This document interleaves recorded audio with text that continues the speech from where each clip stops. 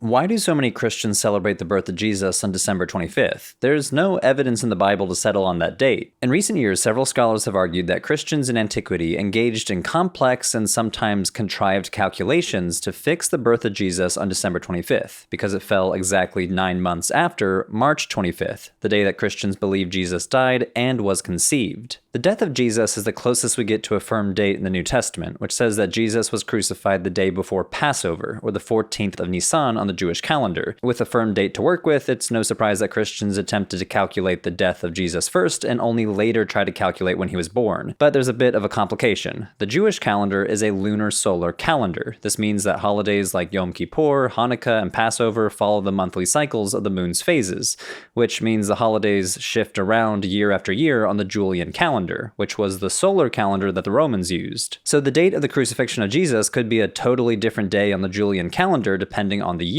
Slowly but surely, Christians started to settle on March 25th for that date. Our earliest evidence for this is from this guy, a Christian priest named Hippolytus.